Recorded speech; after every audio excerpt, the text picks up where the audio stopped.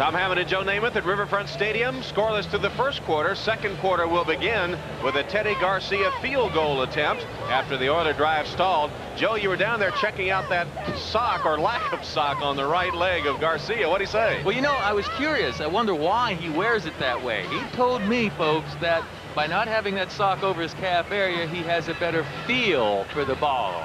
Okay? And I looked closely, and you know what? He's wearing pantyhose. I said, hey, Teddy, tell me the truth. Now, are those pantyhose? And yes, sirree, he does have pantyhose on. Inspector Namath right on the case. And Garcia will attempt the field goal. It'll be a 29-yard attempt. Garcia from 29. Boots it through the uprights, and the Houston Oilers break on top in this game. In the first play of the second quarter, the field goal gives Houston a 3-0 lead. Play receivers used to, in the old days, keep their hands warm, running pass patterns with your hands warm in your pants. Well, this is what the ball players use these days. That's pretty handy. Right. This, of course, is Cincinnati Bengals. Inside, you see you tuck your hands in here, but look what's inside. A surprise on both sides. A nice little heat warmer, hand warmer in there, too. Quarterbacks have to be able to feel the ball to throw it properly. I've always said when the ball slips out of the quarterback's hands, they miss their receivers most of the time. That was the only reason? That was the main reason. It really is the main reason. By keeping your hands warm, you have a better feel for that pigskin. Yeah. And you just strap that on your back, and it hangs right down where you can put your hands in it during the game. Some guys wear it around their neck in practice. I haven't seen anybody do that, really, but that's a good idea, huh? Well, there's always another way you could keep warm on the sideline. Look at this guy. This is Broadway Joe and the fur coat on the sideline. Which one do you like better? Yeah, I like that shot. The only problem is I have to believe that I wasn't playing that why day. weren't you playing? You remember? Gosh, it could have been a variety of any 3 or 4 different injuries. Here's the Oiler kickoff all the way through the end zone for the touchback as Garcia boots it out of the end zone. Now let's go to Bob Costas, NFL Live. All right, Tom, big game of the day in Buffalo. The Bills have had their chances, but they've been unable to score. Watch Frank Reich launch this one for Andre Reed. Normally a reliable receiver, hits him right in the numbers and bounces away. On their earlier possession, Reich had fumbled it away at the Dolphin 23, so it's still scoreless. All right, Bob, thanks a lot. We have a score finally here at Riverfront after playing through the first quarter 0-0. Houston with the field goal, leading Cincinnati 3-0. Bengals have the ball at their 20. Boomer steps up, and now he's going to run. Bad groin and all. He slides across the 25 to the 26-yard line. 5 or 6 yard gain, depending on the spot of the football. And Boomer's mobility, not great, Joe, but definitely better than a week ago. Oh, it certainly is so far. But I tell you, if he keeps running like this, I know he's just aggravating it a little bit. Good blocking by Munoz. Richard Johnson, the cornerback, and Chris Dishman, cornerbacks for the Oilers, were all over the receivers that time. Boomer Esiason simply couldn't throw the ball to a wide receiver because they were covered. And a good shot, too, of that hand warmer around Boomer's waist, and we just saw a moment ago. 2nd and 5. Boomer delivers it incomplete. Took a jump and got it in McGee's direction, but McGee couldn't hold on. Doug Smith hit him hard. Doug Smith was putting the pressure on Boomer, and he had to kind of jump in the air and get rid of it. Well, from the left to right, you'll see Doug Smith trying to work his way across the middle. Doug Smith gets in his way. Now, this is the second ball, certainly, that should have been caught by the Cincinnati receivers. The first one, of course, Barber had dropped earlier in the first quarter to stop a drive. And here was a second down play that Esiason had the ball in a pretty good spot. It should have been caught. A lot of people say Boomer has had a subpar year, and of course his statistics reflect that. He said some of it, though, has to do with expectations being too great. Well, Houston came off the football in a hurry. Everyone was expecting flags and none down. Sean Jones was all over Boomer, and I think everyone, including the Bengals offensive line, relaxed. And Boomer is sacked for a 12-yard loss by Sean Jones, who gets number 11 and a half. I think Krzyzewski, the center, and Boomer Esiason had a mix-up. Krzyzewski, I believe, snapped the ball early. Boomer wasn't ready for it. His offensive linemen weren't ready for that ball to be snapped. So it appeared to me that Bruce Krzyzewski, the center of the Bengals, snapped it prematurely. McNeil awaiting Lee Johnson's punt. There's a flag down.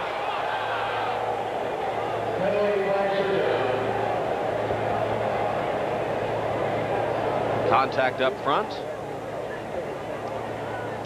Yeah, well, it's 4th down and about 1.5 miles. I don't think this is going to make any difference whatsoever in this play. Well, a false start. Offense. Sam Weiss can't believe it.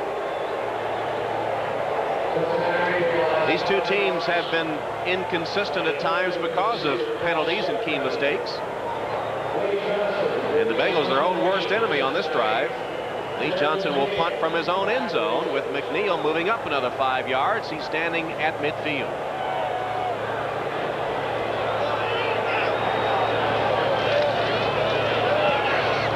Bad punt off the side of Johnson's foot. It does get a bit of a Bengal roll and will be down at the 40-yard line of Cincinnati. Only a 30-yard punt, and now a fight breaks out and the flags fly. They're fighting right around the 30-yard line. As you can see, it's well known that these two teams are bitter rivals, and it didn't take long for the first fight of the day. Penalty flag came flying, and I don't know if it'll be offsetting or not. We'll wait for Tom Dooley to sort that out. I didn't really see what caused it, Joe. I didn't either. Could make a big difference in field position either way, or will make a big difference, unless they call it offsetting penalties, and somehow they have a way of coming out with offsetting penalties. Steve Brown. After the kick was completed, we have personal offsetting fouls. TV timeout. Steve Brown and Natu Tuatagaloa were the two guys mixing it up, but offsetting penalties means that the ball will stay right where it is. Here's what happened. Little pushing, shoving, pulling, and offsetting penalties. We'll be right back. Now, after a disastrous offensive series the last possession, Houston up 3-0, 13-12 left. Jack Pardee run and shoot, moved the ball down the field the last time they had it, but stalled, and they had to settle for a Garcia field goal. Just over 13 minutes remaining in the second quarter from Riverfront Stadium. Lorenzo White spins his way to the 36-yard line through a crowd of black-shirted Bengal defenders with Grant down at the bottom of the stack. David Grant, the defensive right end. Let's check our 10-minute ticker for an updated score. Still 0-0 up at Ridge Stadium. Philadelphia trying to put a crimp in the Cowboys' playoff hopes, faint as they may be. And as you heard from Bob Costas, Pittsburgh well out in front of Cleveland, 21-0. Tampa Bay beating Chicago. How about that? They've had a revival, has Tampa Bay recently. They have an outside chance for the playoffs, Joe. Believe it or not. It is hard to believe. Second down pass from Warren Moon, right on target and complete to Givens. Givens has it for a first down. He'll be inside the 30 after an 11-yard gain. Lewis Billups covering Givens on the play. Excellent pass once again by Warren Moon. Look at this pass protection, though, folks. Right there, Matthews exchanges men with David Williams as right tackle, and the ball is just perfectly thrown that time. There's no way a defensive back can break that one up. Billups wasn't in bad position. Cincinnati's playing 6 defensive backs, but they're not confusing Warren Moon a little bit. There you see his numbers, 8 of 11, 65 yards so far in the game. Givens in motion. Moon looks that way and lost it for Givens. Behind him and incomplete. Carl Carter was running with Givens, but the pass from Warren Moon was behind him. It'll bring up a 2nd and 10. Don't forget, at the end of today's game, McDonald's and NBC will be announcing the Ronald McDonald Children's Charities Player of the Game. I feel like Moon is a time bomb. This offense of the Oilers is a time bomb waiting to explode. They're not pressuring Warren Moon. He has time to pass, so he's going to get to his receivers eventually. Cincinnati has got to find a way to get some pressure back there on Warren Moon. And no pressure on him whatsoever.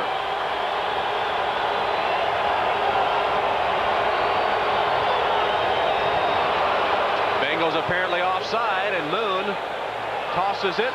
Knocked down at the last minute. Did they say? No.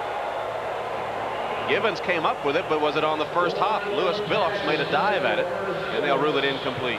Ball hit the turf, but Cincinnati was offside.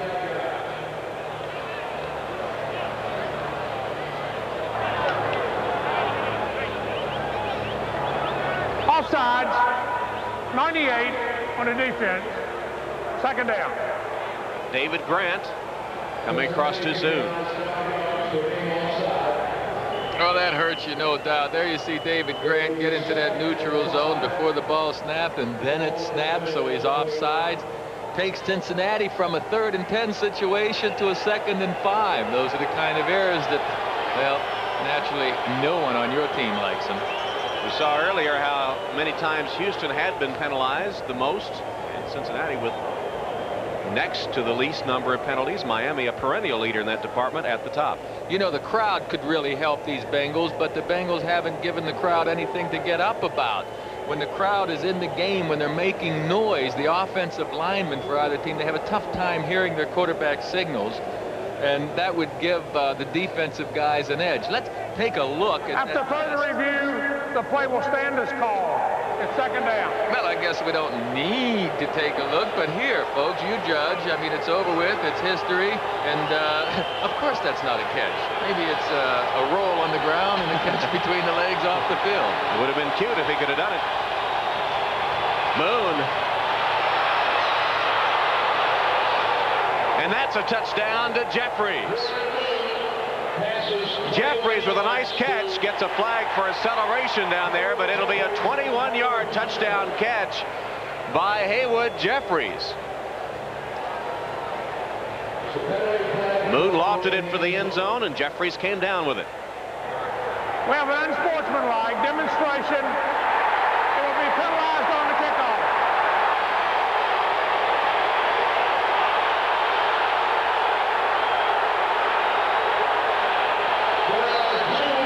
Gibbons right in the middle of fracas. Now on the sideline. And not happy. These little wide receivers couldn't do much damage in a fight, Joe. Well, not with the group that's out on the field, certainly. They sure are feisty. And that was a fine catch that time by Jeffires. It really was, right in the corner of the end zone, and it took the officials a few minutes, not a few minutes, but a few seconds to decide whether he had it or not. He did indeed. And Haywood Jeffires comes down with his 7th touchdown reception of the season.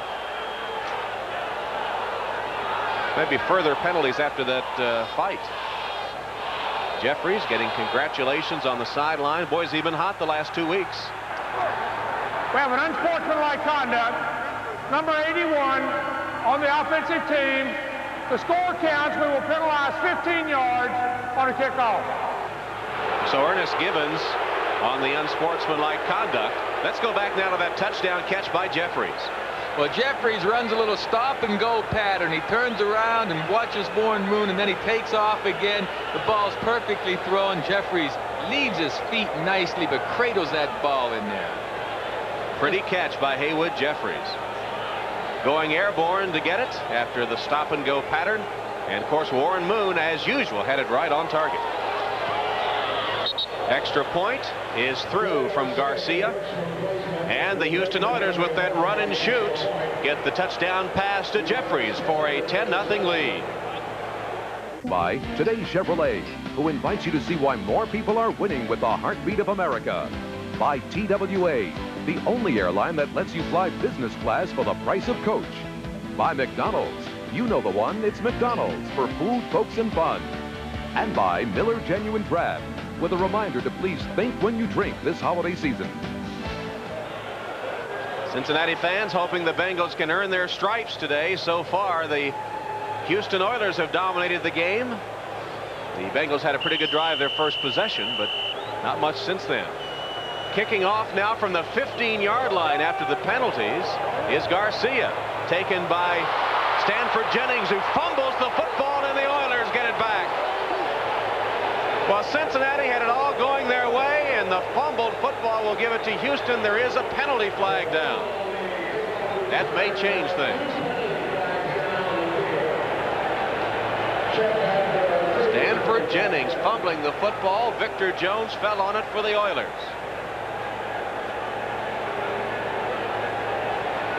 The game rapidly getting away from Cincinnati if this turnover holds up.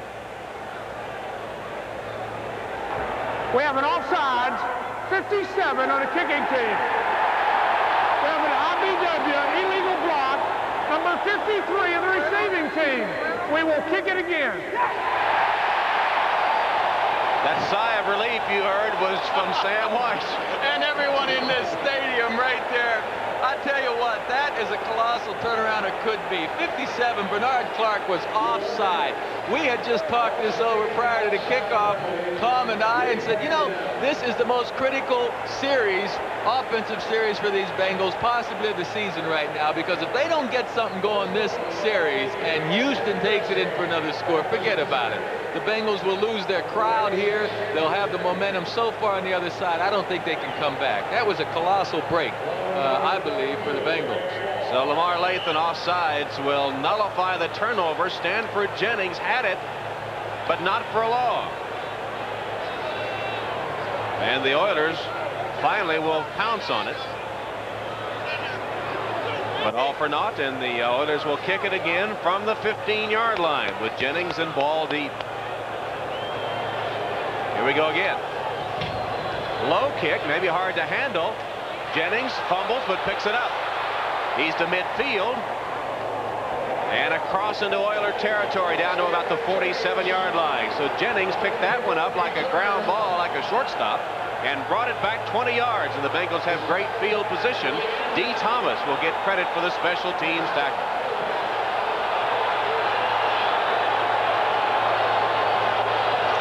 Was offside. I'm calling him Clark for Cincinnati, but that was a tremendous turnaround. A great break for these Bengals. Now Esiason has got to get this offense in gear.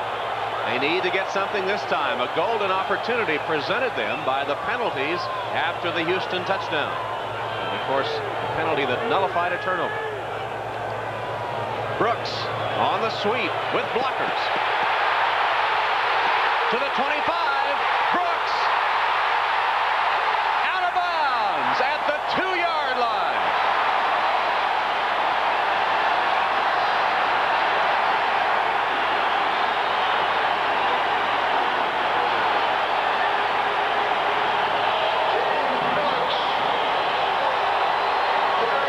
Brooks, 44-yard run. Brooks following his guard, Moyer, as well as look at it blocked by Moyer, number 73 on the outside, that opened up that huge hole for Brooks.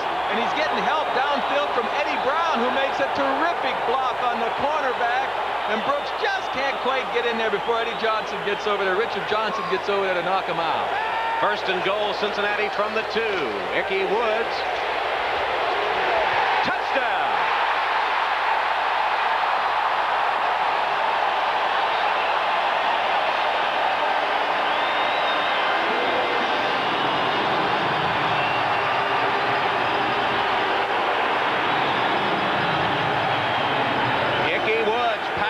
Straight ahead, power running for the Cincinnati score. It wasn't very pretty, was it? In fact, there wasn't much of a hole there for Ickey Woods. He kind of tap danced around a little bit and then was able to reach over the goal line and claim the goal line with the ball. And now Ickey gets another football for the long-awaited Ickey shuffle on the sideline. Yes, Ickey is alive and well. The extra point is blocked. The extra point by Breach is blocked. No good.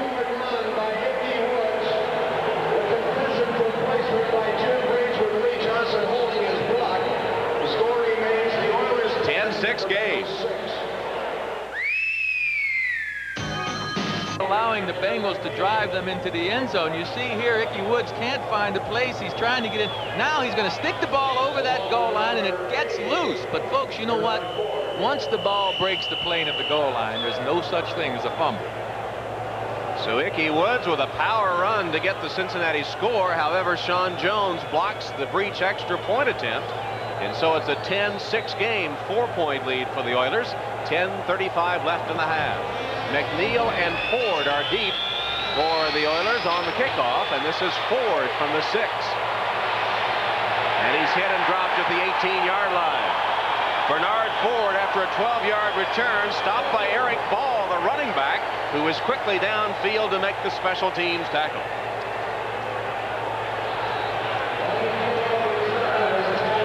Update you on the score is still 0-0 up at Buffalo. Philadelphia leading Dallas 7-3. Look at Pittsburgh. Bubby Brister with another touchdown pass. It's 28-0 at Three Rivers. Tampa Bay and Chicago tied up. Harbaugh with a touchdown pass. Atlanta leads the Rams, and New England and the Jets tied. You know, that Cleveland-Pittsburgh game, Cleveland beat Pittsburgh early in the season. First game of the season. Yeah, sure. First down for the Oilers from their own 18-yard line. White hit hard at the 20 and driven back. Only a 2-yard gain, and the Bengal defense fired up. Barney Bussey, the strong safety, came up to hit Lorenzo White and drive him back. Well, that's what the Bengals need. On the right side of the screen, number 27 comes up quickly. Now look at his perfect form. He has his head up enough to see where he's going, and he lays a square hit in there. The Bengals need to get the crowd in the game. They need all the help they can get to slow down this Houston offense, and crowd noise is one thing that'll cause some misjudgments, some confusion with the receivers and offensive line of the Oilers. Both Warren Moon and Jack Pardee telling us yesterday crowd noise could be a problem. Blitz coming. Moon sacked. Barney Bussey on the blitz. Sacks Warren Moon. First sack of the day for the Bengal defense. A loss of 8.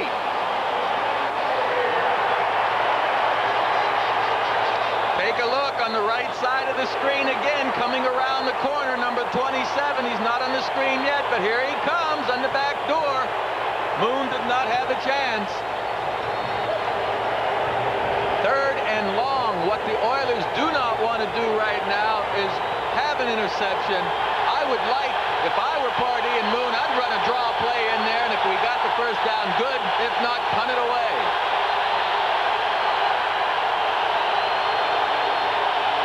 They're going to throw, and throw deep. Tony Jones has the ball at the 45-yard line. Warren Moon throwing on third and long, hits Jones to the 45. That is a 33-yard gain and an Oiler first down. Absolutely beautiful pass that time. Moon gets good protection from that front line of his. Once again, Francis tries to blitz, but he's late, and watch this catch. The ball couldn't be in a better spot. Jones just makes a nice reception there. He outran Carter. Beautiful play. First down Oilers. Key third down play. Dump it off to Lorenzo White. Stopped at midfield after a 5-yard gain by Barney Bussey. Bussey having a big defensive day for the Bengals. Bussey would have rather that I was doing the play calling on that third down deal. Bussey's getting in there having a big day, but that third down play, it hurt the Bengals badly, and it just has done a world to lift the Oilers. I mean, the Oilers' momentum is back, and they got to feel real good about their position now. Curtis Duncan back on the field replacing Tony Jones, so it's Duncan, Givens, Hill, and Jeffries, the 4 wides, and Lorenzo White, the running back. 2nd and 5.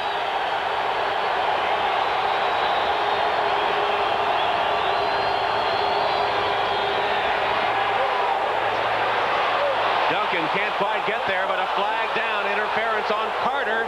Carl Carter had a hand on him before the ball got there, and the interference call will set the ball inside the Bengal 30.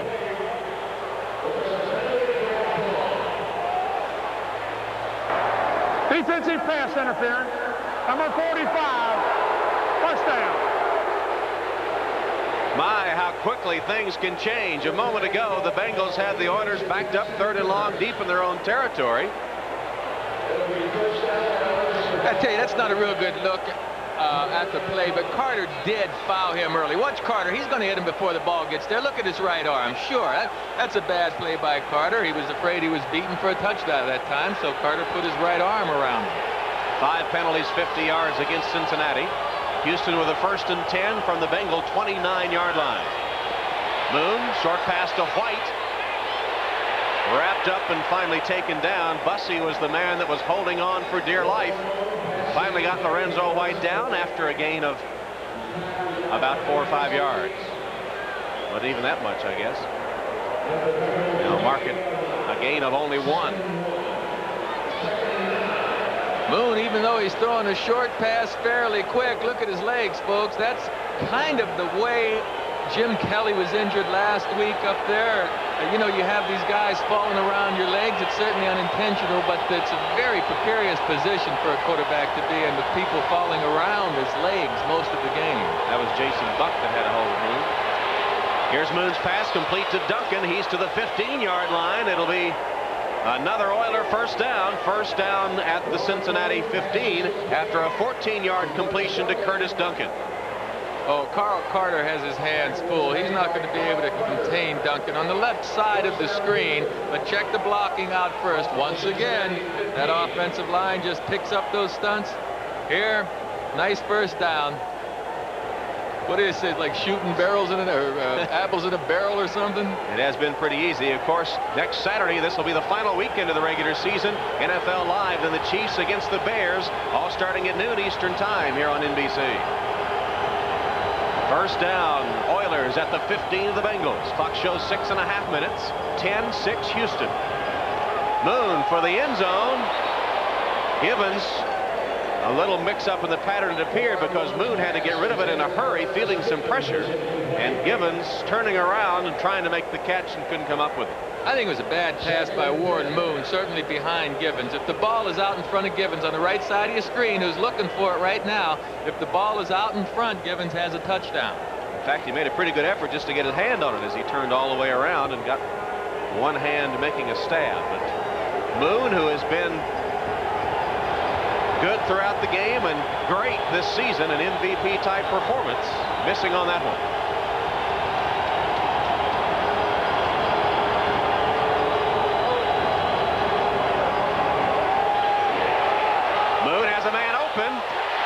Recovery as Rod Jones recovered as Drew Hill appeared to be wide open, and before the ball got to Hill, Jones was there to bang it free.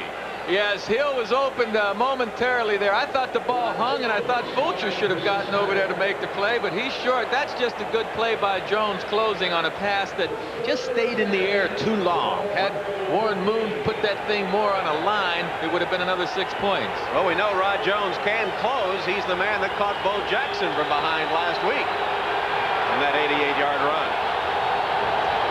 Third down for the Oilers.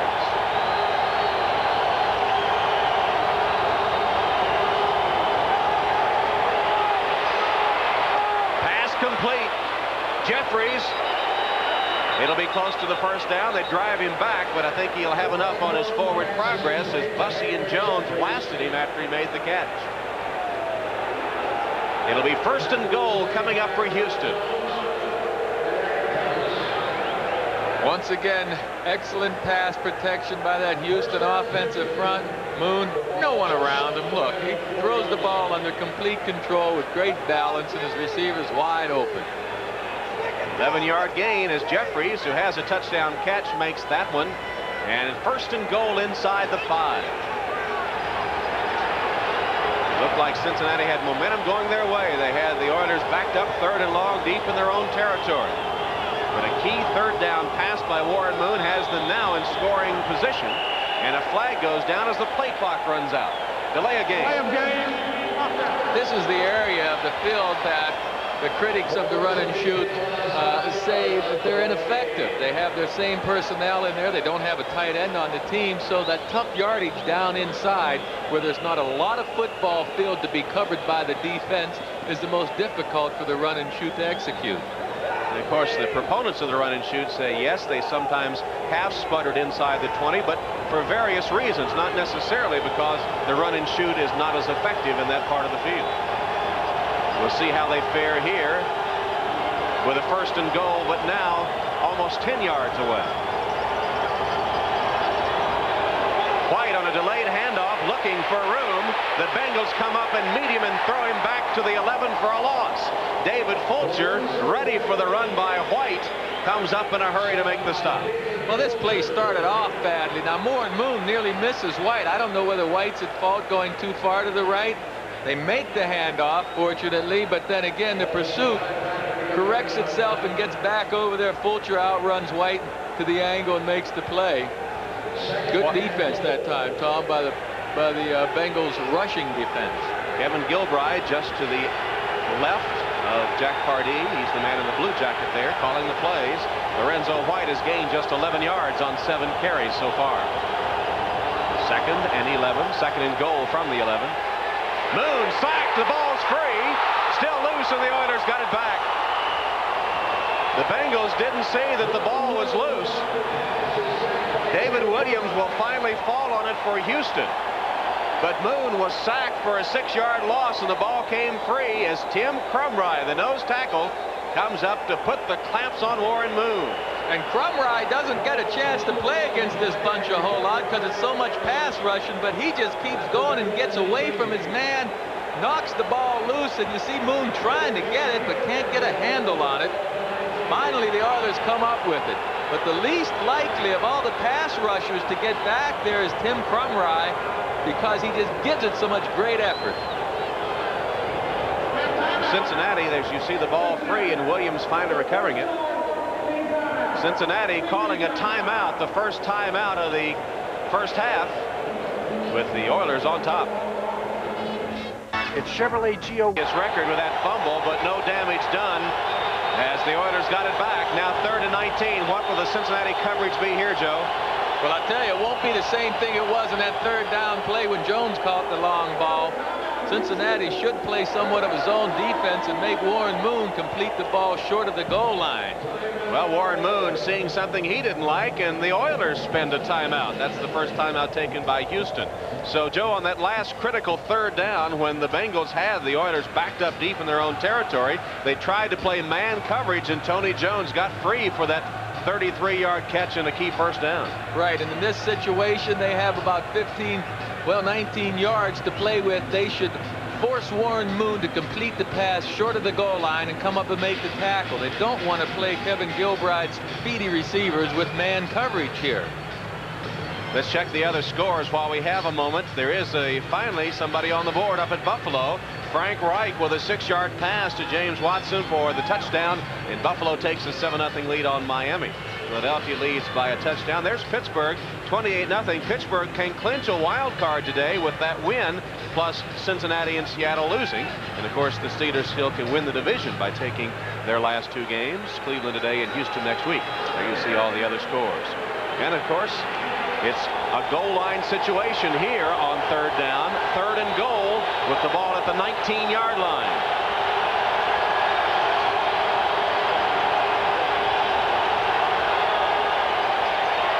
Moon under heat. Incomplete. Intended for Curtis Duncan, and Carter had a chance maybe at it, but it'll bring up a 4th down as the pass falls incomplete. Just take a look at the end of it here. Nearly intercepted by Carter. Would have been a big play for him. It would have negated a field goal attempt here for the Oilers. It's a pretty good pressure and a late bump by Francis, the linebacker. This will be a 37-yard field goal attempt coming up by Teddy Garcia. He made his first attempt from 29. The kick is up, and it is good. Garcia hits the field goal to increase the Houston lead. With 3:26 left in the first half from Riverfront Stadium, it's now Houston 13 and Cincinnati 6. We'll hope you'll stay with us throughout the afternoon and evening here on NBC. Some great entertainment coming up for you tonight. It all begins with Hull High, then an NBC News special, First Person with Maria Shriver. She features the Southern Cal quarterback Todd Marinovich, 2-time Oscar winner Sally Field, and Sex, Lies, and Videotape star Andie MacDowell. That'll be followed by an NBC world premiere movie, Guess Who's Coming for Christmas, starring Richard Mulligan and Beau Bridges. That's all coming up tonight here on NBC. Well, Cincinnati was fortunate, Joe, to get out of that with only 3 points scored by Houston. The Oilers had it 1st and goal inside the 5, and the Cincinnati defense stiffening up a little bit and finally limiting them to the field goal. That's right. It was a big series down there for the Bengals. The Oilers, I know, aren't pleased with themselves after getting out of that hole. getting down there and only getting 3 points. But Sam Weiss has got to feel good. His team's only 7 points down right now with time to get on the board before he goes in at halftime. Esiason's been warming up over here. He's been standing around a long time, which really could have an adverse effect on not only his throwing abilities, but that groin problem of his. Well, he definitely wants to beat the Houston Oilers. He said yesterday, as he was talking to us, that the Oilers bring out the best and the worst in the Cincinnati Bengals. And right now, that's Eric Ball at the 5-yard line for Cincinnati with a running start. Full head of steam for Ball, who pounds across the 25-yard line where he's hit hard by Eric Fairs. 21-yard kickoff return by Ball. And the Cincinnati offense now comes back out onto the field, trying to get something going, trailing by 7. There's Boomer Esiason. I'm a little surprised that Cincinnati's in the huddle right now. I would have figured they'd already had their play called and ready to go. They were in their sugar huddle, which is only a yard or two beyond the line of scrimmage. They turn right around and ready to go.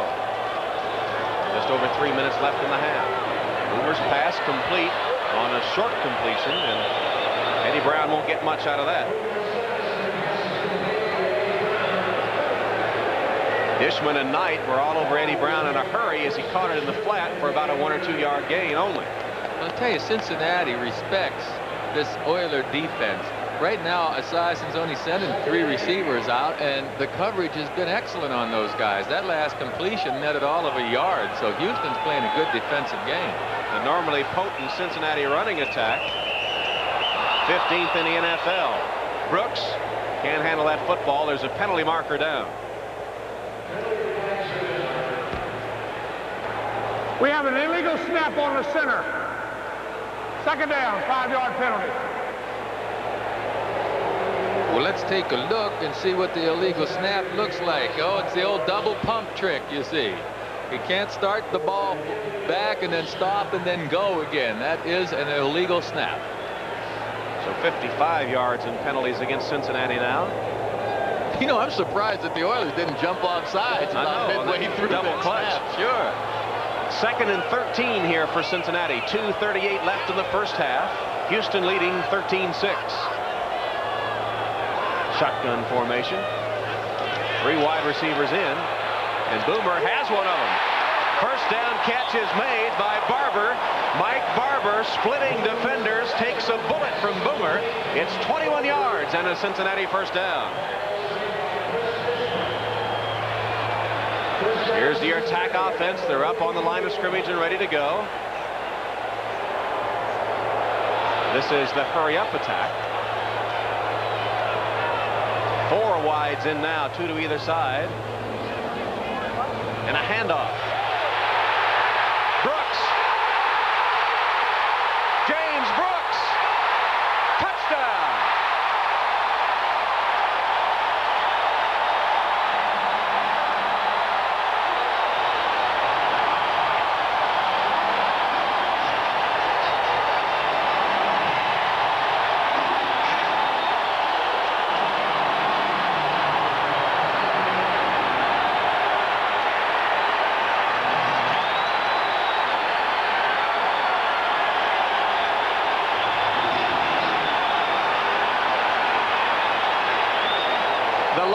Run of the season for James Brooks, a 56-yard touchdown scamper.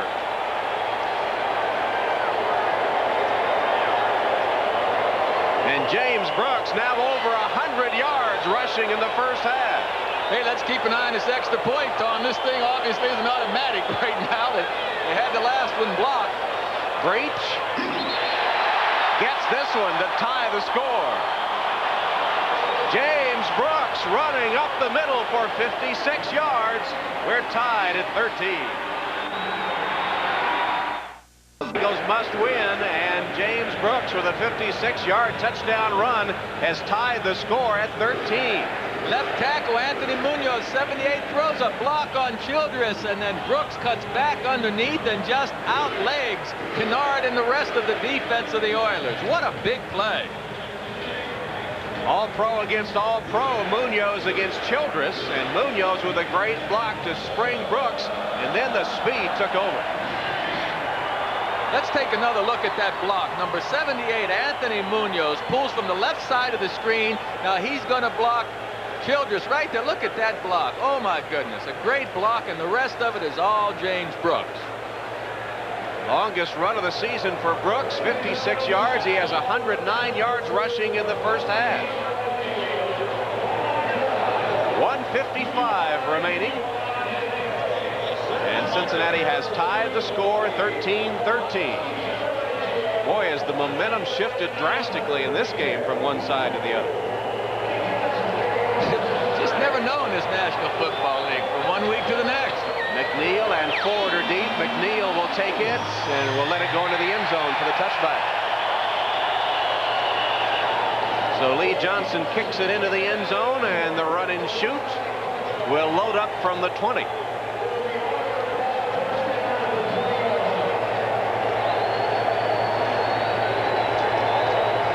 Well, here are some of the headlines from today's NFL Live. Phil Simms told Bob Costas he hasn't been told much about how long his injured foot will keep him out. Jim Kelly said he expects to be back from his knee injury in time for Buffalo's playoff games. And Will McDonough said New England would use their #1 pick on Notre Dame Jr. Rocket Ismail if he does enter the draft next spring.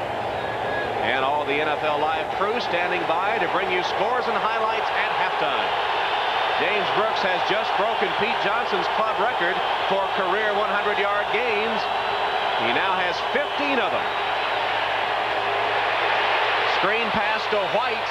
Works his way back to the line of scrimmage and forward for a gain of 3 before David Grant takes him down. So James Brooks with his 15th 100-yard gain came in the first half, and he has set the Cincinnati record. 2 timeouts remaining for each team. Clock shows 1:30.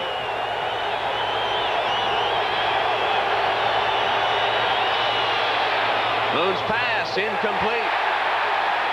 Hill had a hand on it, but then Eric Thomas managed to get a hand in there to knock it loose. Thomas having a big first half in the secondary. Oh, yes, Eric Thomas gets up high. Watch him. He's just going to take the ball away from Hill. Right there, the ball certainly thrown behind Hill a bit.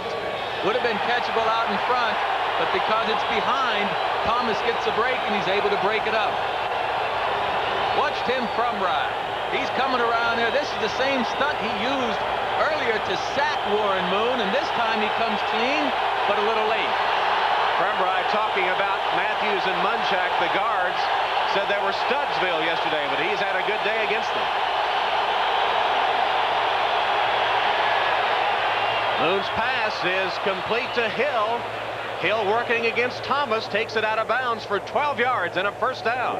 Precision. That was beautiful. Drew Hill, nice pattern, break it out. Thomas was in good position, but #1, Warren Moon delivers it right on target. This ball is going to be right out in front. Look at the coverage that Thomas has right here. He's pretty close, but that ball is just out in front in the perfect spot. Warren Moon right on target to Drew Hill, and the Oilers with a first down at their own 36. 1:17 remaining in the half, tied at 13.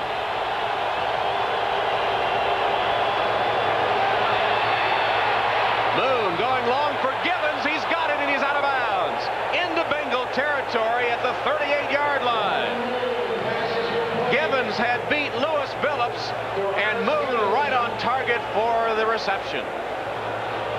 Well, Billups has a shot at this interception right in the middle of your screen. Now look at Billups. He's breaking underneath, and he jumps. Had he taken another step or two, he might have been able to get a hand on that ball. But Gibbons is the man that was in the right spot of the perfect pass. Cincinnati ties it up. Houston comes right back. You see the time remaining in this tie game. Second quarter action from Riverfront Stadium. Must-win situation for Cincinnati. Houston also needing to win for that division title. They can win their last 2 and take it. Gibbons again in the end zone, and it's intercepted. Intercepted by Barney Bussey. Bussey coming over from the safety spot to help on Gibbons. Picks off the Warren Moon pass. Third interception of the season for Bussey. What a catch I think Gibbons on the left side of your screen, and he'll get to the middle. Gibbons loses his footing as the ball's coming, and I think Bussey gets in there because of that. Look at Gibbons. You see he gets turned around. Once again, the ball's behind him, and Bussey makes a great interception. That's the first interception thrown by Warren Moon in his last 105 passes. And there's the reaction by Moon, breaking that long string without an interception. Costly one, too, because the Oilers appear to be driving. Now Cincinnati, with 1:03, has the ball at the 20.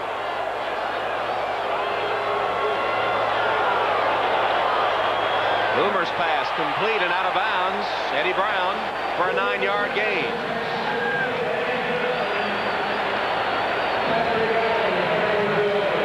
Stops the clock with 58 seconds left.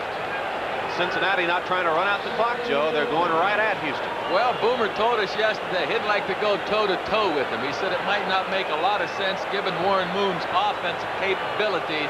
He said, but he felt like his offense could move the ball. Said that the Houston defense hadn't really been challenged because their offense has given them such great position. Holman spun around after he tried to go back to make the catch, and it's incomplete. Richard Johnson and Leander Knight covering Rodney Holman, the Pro Bowl tight end. Well, the ball's once again behind Holman. If the ball's out in front, it's a clean catch maybe, and certainly a first down, but the ball is thrown behind him. Now it's 3rd and short. I have to believe Cincinnati's going to run this football and try to get the first down right now. The Bengals have not converted a 3rd down the entire game. They're 0 for 3. It's Barber in motion. And there is a handoff. Brooks is close to the first down. They had to get to the 30, and they spot the football right around there as Ray Childress makes the tackle on Brooks. Let's see, the spot of the football will make the difference here.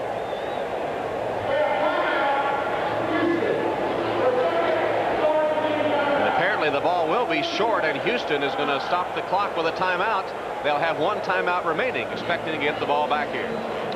1 timeout. Cincinnati's going to punt to these Oilers. Let's take a look in the pit there, and you see why this thing was stopped. Big Doug Smith, number 99, holds his ground, but Childress is the one that gets around there and makes the play from the backside. The quickness and speed of Childress being able to penetrate into that backfield. Childress, one of the rarities in the NFL to have made the Pro Bowl at 2 different positions.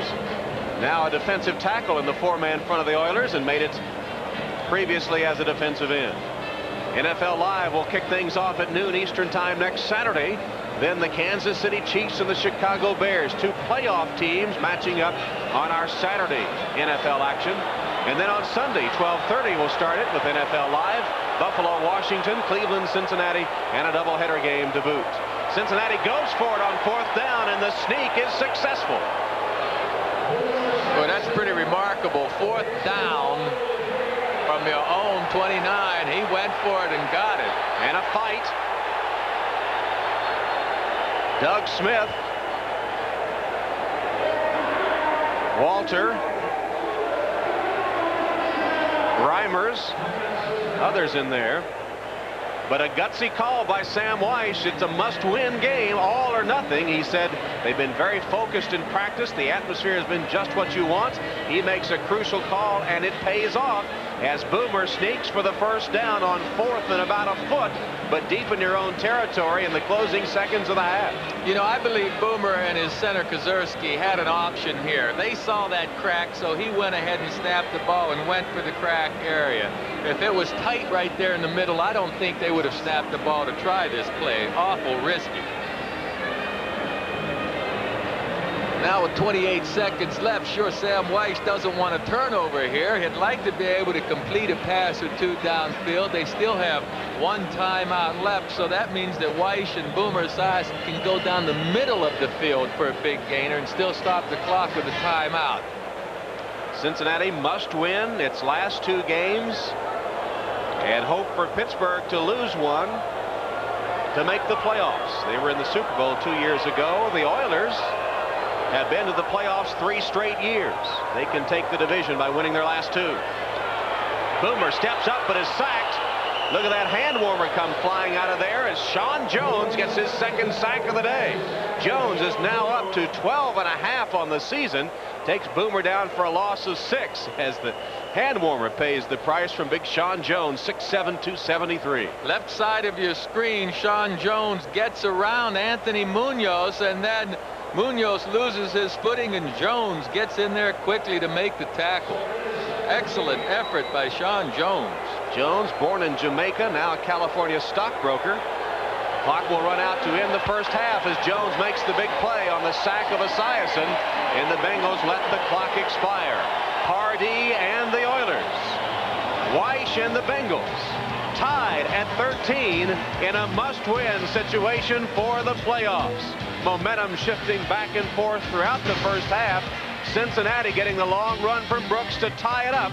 We're 13-13 at intermission. Way receivers used to, in the old days, keep their hands warm, running pass patterns with your hands warm in your pants. Well, this is what the ball players use these days. That's pretty handy. Right. This, of course, is Cincinnati Bengals. Inside, you see you tuck your hands in here, but look what's inside. A surprise on both sides. A nice little heat warmer, hand warmer in there, too. Quarterbacks have to be able to feel the ball to throw it properly. I've always said when the ball slips out of the quarterback's hands, they miss their receivers most of the time. That was the only reason? That was the main reason. It really is the main reason. By keeping your hands warm, you have a better feel for that pigskin. Yeah. And you just strap that on your back and it hangs right down where you can put your hands in it. Well, some guys wear it around their neck in practice. I haven't seen anybody do that really, but that's a good idea, huh? Well, there's always another way you could keep warm on the sideline. Look at this guy. This is Broadway Joe and the fur coat on the sideline. Which one do you like better?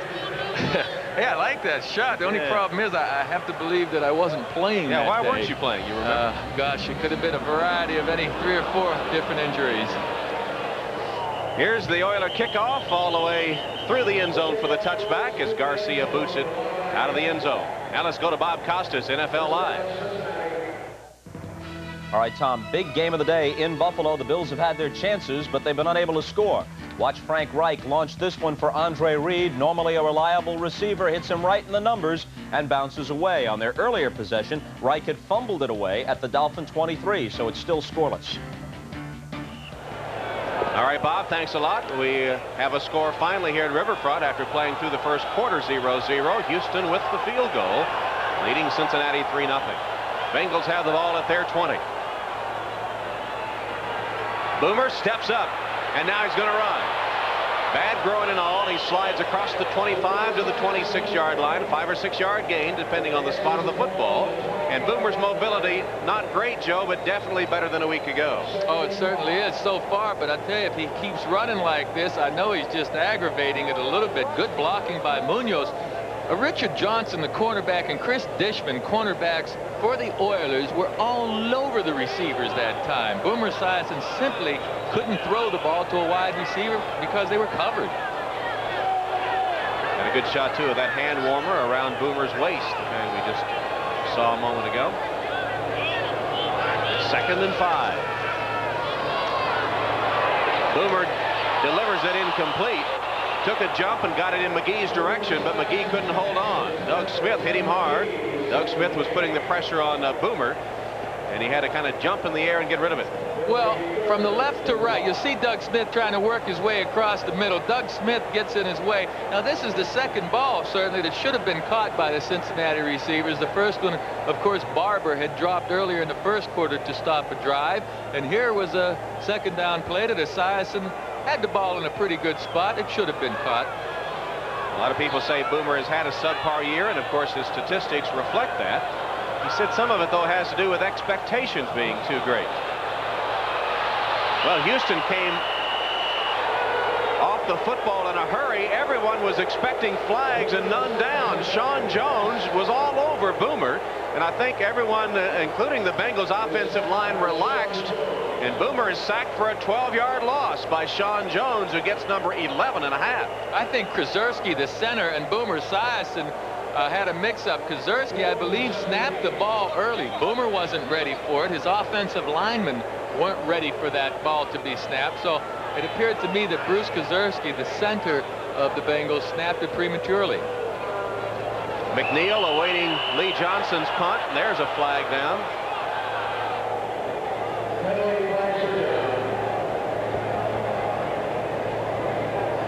Contact up front.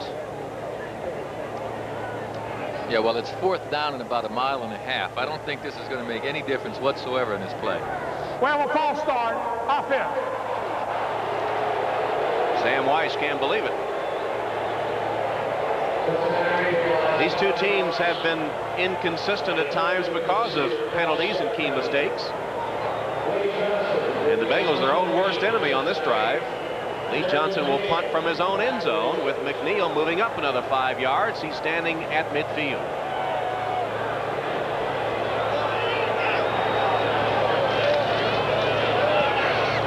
Bad punt off the side of Johnson's foot. It does get a bit of a Bengal roll and will be down at the 40-yard line of Cincinnati. Only a 30-yard punt, and now a fight breaks out and the flags fly. They're fighting right around the 30-yard line. As you can see, it's well known that these two teams are bitter rivals, and it didn't take long for the first fight of the day. Penalty flag came flying, and I don't know if it'll be offsetting or not. We'll wait for Tom Dooley to sort that out. I didn't really see what caused it, Joe. I didn't either. Could make a big difference in field position either way, or will make a big difference, unless they call it offsetting penalties, and somehow they have a way of coming out with offsetting penalties. Steve Brown. After the kick was completed, we have personal offsetting fouls. TV timeout. Steve Brown and Natu Tuatagaloa were the two guys mixing it up, but offsetting penalties means that the ball will stay right where it is. Here's what happened. Little pushing, shoving, pulling, and offsetting penalties. We'll be right back. Now, after a disastrous offensive series the last possession, Houston up 3-0, 13-12 left. Jack Pardee's run and shoot moved the ball down the field the last time they had it, but stalled, and they had to settle for a Garcia field goal. Just over 13 minutes remaining in the second quarter from Riverfront Stadium.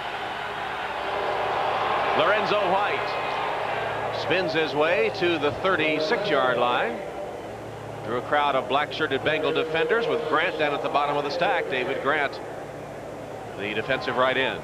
Let's check our 10-minute ticker for an updated score. Still 0-0 up at Ridge Stadium. Philadelphia trying to put a crimp in the Cowboys' playoff hopes, faint as they may be. And as you heard from Bob Costas, Pittsburgh well out in front of Cleveland, 21-0. Tampa Bay beating Chicago. How about that? They've had a revival, has Tampa Bay recently. They have an outside chance for the playoffs, Joe.